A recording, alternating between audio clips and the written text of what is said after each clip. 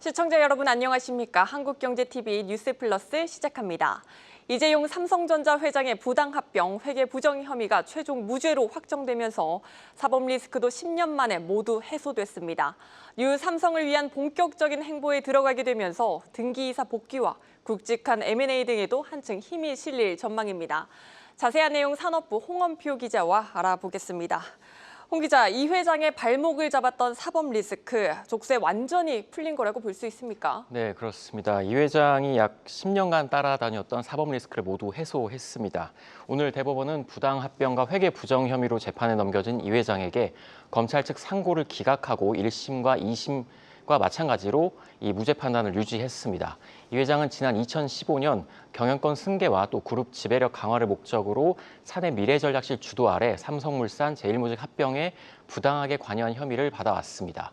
검찰은 이 회장이 자본시장법을 위반했다고 보고 2020년 9월 재판에 넘겼습니다. 하지만 1심과 2심은 이 회장을 비롯해서 최지성 전 삼성그룹 미전실 실장 등 14명에게 무죄를 선고한 바 있는데 오늘 대법원도 1심과 2심의 판단을 유지했습니다.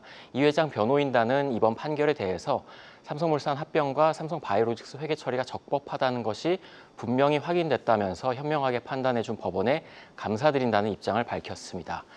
하지만 이제 이재용 회장이나 삼성그룹 차원의 입장은 따로 나오지 않았습니다. 네, 이재용 회장 이제 적극적인 경영 활동이 기대되고 있습니다.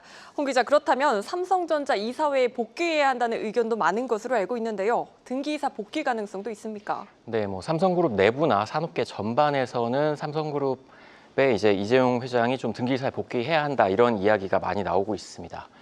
이 회장은 사법 리스크가 본격화된 지난 2019년 등기이사직을 내려놓은 이후에 현재 4대 그룹 총수 중에 유일하게 이사회에 빠져 있습니다.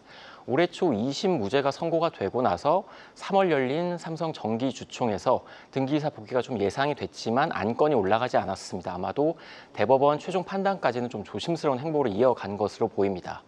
삼성준법감시위원회 위원장을 맡고 있는 이찬희 위원장은 지난 2월 이재용 회장의 등기이사 복귀가 필요하다고 말하기도 했습니다.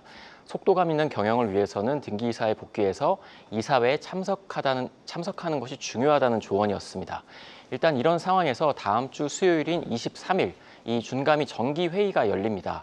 이 자리에서 아마 또 이찬희 위원장이 다시 한번 이재용 회장의 복귀를 촉구할 것으로 보입니다. 일단 삼성전자의 정기주총은 내년 3월이지만 임시주총을 열어서 이른 이사회 복귀도 가능합니다. 또 주요 경제단체에서도 잇따라 환영의 메시지를 내면서 이재용 회장의 강력한 리더십을 기대하고 있는데요.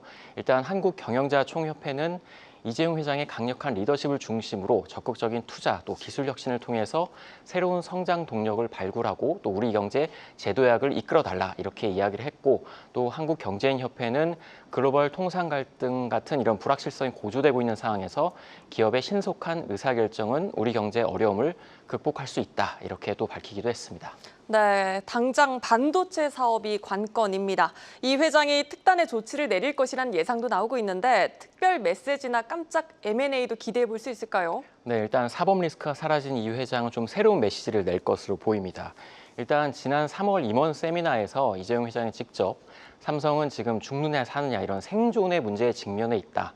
당장의 이익을 희생하더라도 미래를 위해 투자해야 한다 이렇게 강조를 하기도 했는데 삼성은 지난해 말 로봇 기업인 레인보우 로보틱스를 인수를 했고 또 올해는 마시모 오디오 사업부와 또 공조회사 플렉트, 헬스케어 회사 젤스 등을 잇따라 인수를 했습니다.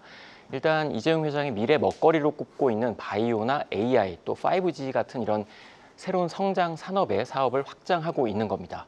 삼성은 지난달 하반기 경영 전략 회의를 갖기도 했는데 이 회장이 이제 새롭게 복귀를 해서 하반기 경영 방향에 대해서 좀 메시지를 내놓을 것으로 보입니다.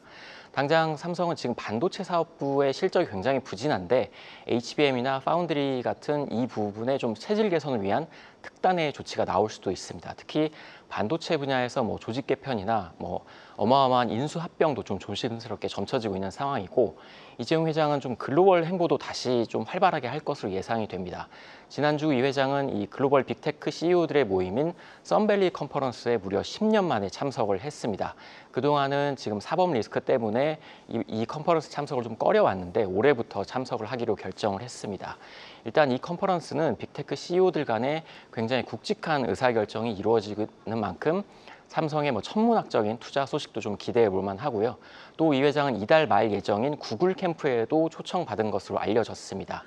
이 구글 캠프는 이탈리아에서 열리는 글로벌 CEO 사교 모임인데 지난해에도 참석을 한 바 있습니다. 일단 시간과 장소 외에는 철저히 내용은 좀 비공개로 이루어지고 있는데 당분간 이재용 회장은 국내외로 오가면서 경영을 진두지휘할 것으로 보입니다. 네, 여기까지 듣겠습니다. 산업부 홍원표 기자였습니다.